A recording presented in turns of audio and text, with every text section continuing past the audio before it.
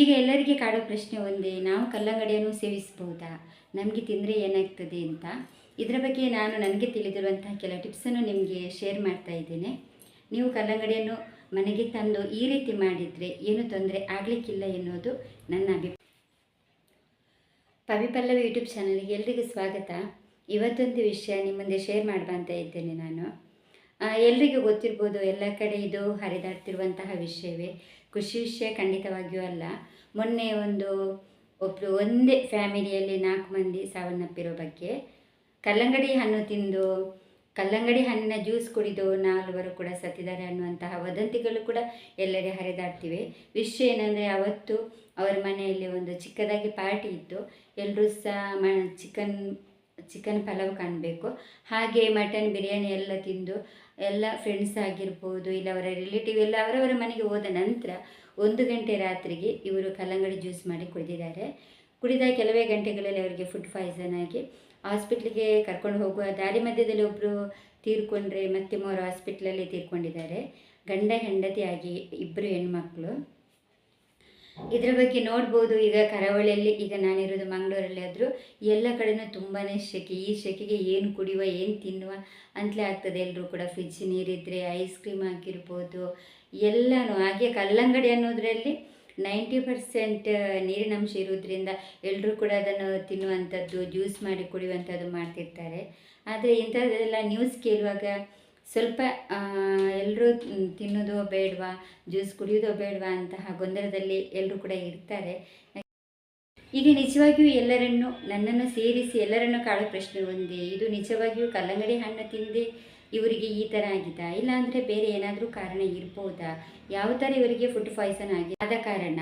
ಅಂದರೆ ಚಿಕನ್ ಪಲಾವ್ ಹಾಗೆ ಮಟನ್ ಬಿರಿಯಾನಿ 2 ಕೂಡ ಹೆವಿ ಫುಡ್ಡು. ಅದರ ಜೊತೆಗೆ ನಾವು ಕಲ್ಲಂಗಡಿ ಜ್ಯೂಸು, ಇದು ಬೇಗ ಜೀರ್ಣ ಆಗುವಂತಹ ವಸ್ತು. ಈ 2 ಮಿಕ್ಸ್ ಆದ ಕಾರಣವೇ ಅವರಿಗೆ ಫುಡ್ ಪಾಯ್ಸನ್ ಆಗಿರುವಂಥದ್ದು ಎಂದು ನಮ್ಮ ತಜ್ಞರು ಹೇಳಿಕೆ ಕೊಟ್ಟಿದ್ದಾರೆ. ಇನ್ನು ಹೆಚ್ಚಿನ ವರದಿ ಬರಬೇಕಾದ್ರೆ ಇನ್ನೂ ಕೂಡ ವೈದ್ಯಕೀಯದಲ್ಲಿ ಕೆಲವು ಟೆಸ್ಟ್ಗಳ ಅಗತ್ಯ ಇದೆ. ಆನಂತರವಷ್ಟೇ ಸತ್ಯ ಬರ್ಬೋದು. ಇಲ್ಲ ಅಂದರೆ ಹೇಳಲಿಕ್ಕೆ ಆಗೋದಿಲ್ಲ ಅಲ್ವಾ. ಏನಾದರೂ ಅದರ ಜೊತೆಗೆ ಇವರು ಪಾಯ್ಸನ್ ಏನಾದರೂ ಸೇರಿಸ್ಕೊಂಡು ತಿಂದಿದ್ರಾ, ಅದು ಯಾವುದೂ ಇನ್ನೂ ಬೆಳಕಿಗೆ ಬಂದಿಲ್ಲ. ನಾನು ಹೇಳುವ ನೋಡಿ, ಈಗ ಕಲ್ಲಂಗಡಿಯನ್ನೇ ದೋಷಿ ಮಾಡಿದರೆ ಎಷ್ಟೋ ಕಡೆಗಳಲ್ಲಿ, ಈಗ ಇವರು ಮಹಾರಾಷ್ಟ್ರದಲ್ಲಿ ಡೆತ್ ಆಗಿರುವಂಥದ್ದು, ಅಲ್ಲಿ ಜಾಸ್ತಿಯಾಗಿ ಕಲ್ಲಂಗಡಿಯನ್ನು ಬೆಳೀತಾರೆ. ನಮ್ಮ ಊರಲ್ಲಿ ಕೂಡ ಕಲ್ಲಂಗಡಿ ತುಂಬ ಜಾಸ್ತಿ ಬೆಳೀತಾರೆ. ಎಲ್ಲ ಕಡೆಯಲ್ಲೂ ಈ ಟೈಮಲ್ಲಿ ಕೂಡ ಕಲ್ಲಂಗಡಿಗೆ ತುಂಬಾ ಡಿಮ್ಯಾಂಡ್ ಇರ್ತದೆ. ಈಗ ನಾವು ಹೀಗೆ ಅಂದುಬಿಟ್ರೆ ಯಾರು ಕೂಡ ಕಲ್ಲಂಗಡಿಯನ್ನು ತಗೊಳ್ಳಿಕ್ಕೆ ಹಿಂದೇಟಾಗ್ತಾ ಇರ್ತಾರೆ. ನಮ್ಮ ರೈತರಿಗೂ ಕೂಡ ತುಂಬ ಪ್ರಾಬ್ಲಮ್ ಆಗ್ತದೆ. ಅದರಿಂದ ಇದರ ಬಗ್ಗೆ ಈಗ ನೀವು ಕಲ್ಲಂಗಡಿಯನ್ನು ಮನೆಗೆ ತಂದ ನಂತರ ಅದನ್ನು ಚೆನ್ನಾಗಿ ತಿಕ್ಕಿ ತೊಳೆಯಿರಿ. ಯಾಕೆಂದರೆ ಅದರ ಸಿಪ್ಪೆ ತುಂಬ ದಪ್ಪ ಇರ್ತದೆ. ಅದಕ್ಕೆ ಏನಾದರೂ ಅವರು ಸಿಂಪಡಣೆ ಮಾಡಿದಂದರೂ ನಾವು ಚೆನ್ನಾಗಿ ಅದನ್ನು ಉಪ್ಪು ನೀರಿನಿಂದ ಇಲ್ಲಾಂದರೆ ಅರಶಿನ ಹಾಕಿ ಚೆನ್ನಾಗಿ ತಿಕ್ಕಿ ತೊಳೆದ ನಂತರ ಅದು ಖಂಡಿತವಾಗಿ ಅದರಲ್ಲಿ ಇದ್ದ ಅಂಶ ಎಲ್ಲ ಹೋಗಿರ್ತದೆ. ಆನಂತರ ನೀವು ಕಟ್ ಮಾಡಿ. ಇಲ್ಲಾಂದರೆ ಅದರ ಮೇಲ್ಗಡೆಯಲ್ಲಿ ಏನಾದರೂ ಕೆಮಿಕಲ್ ಇದ್ದರೆ ಅದು ನಮ್ಮ ಚಾಕುವಿನಿಂದ ಒಳಗೆ ತಿರುಳಿಗೆ ಹೋಗುವ ಸಂಭವ ಕೂಡ ಇರುತ್ತೆ. ನಂತರ ನೀವು ಸ್ವಲ್ಪ ದೊಡ್ಡ ಒಂದು ಹೋಲನ್ನು ಒಂದು ನೀರಲ್ಲಿ ಹಾಕಿ ಸ್ವಲ್ಪ ಹೊತ್ತು ಇಡಿ.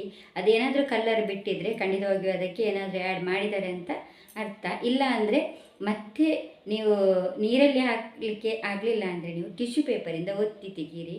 ಆಗ ಏನಾದರೂ ನಿಮಗೆ ರೆಡ್ ಕಲರ್ ಆ ಥರ ಏನಾದರೂ ಅಂಟಿಕೊಂಡ್ರೆ ಖಂಡಿತವಾಗಿಯೂ ಆ ಕಲ್ಲಂಗಡಿಯನ್ನು ನೀವು ತಿನ್ನಲಿಕ್ಕೆ ಹೋಗಬೇಡಿ. ಅದು ಬಿಟ್ಟು ಹಾಗೇನೂ ಆಗಲಿಕ್ಕೆ ಇಲ್ಲ. ಯಾಕೆಂದರೆ ನಮ್ಮ ರೈತರು ಎಷ್ಟೋ ಕಡೆಗಳಲ್ಲಿ ಇದನ್ನು ಬೆಳೆಸ್ತಾರೆ. ಅದರಿಂದ ಈಗ ಒಮ್ಮೆಲೆ ಈ ಥರ ಏನಾದರೂ ಗಾಸಿಪಾಗಿ ಅವರ ಬೆಳೆಗೆ ಕೂಡ ತೊಂದರೆ ಆಗ್ತದೆ. ಆ ಕಾರಣ ನೀವು ತಂದು ಈ ಥರ ಎಲ್ಲ ಫಾಲೋ ಮಾಡಿದರೆ ಆರೋಗ್ಯಕ್ಕೆ ಏನು ಸಮಸ್ಯೆ ಇಲ್ಲ ಎನ್ನುವುದು ನನ್ನ ಅಭಿಪ್ರಾಯ. ಇವತ್ತಿನ ಈ ವಿಡಿಯೋ ಇಷ್ಟೇ. ಮುಂದಿನ ವಿಡಿಯೋದಲ್ಲಿ ಸಿಗ್ತೀನಿ. Thank you so much. ನನ್ನ ವಿಡಿಯೋ ಇಷ್ಟ ಆದರೆ ಆದಷ್ಟು ಲೈಕ್, ಶೇರ್ ಹಾಗೆ ಕಮೆಂಟ್ಸ್ ಮಾಡಲಿಕ್ಕೆ ಮಾತ್ರ ಮರೆಯಬೇಡಿ.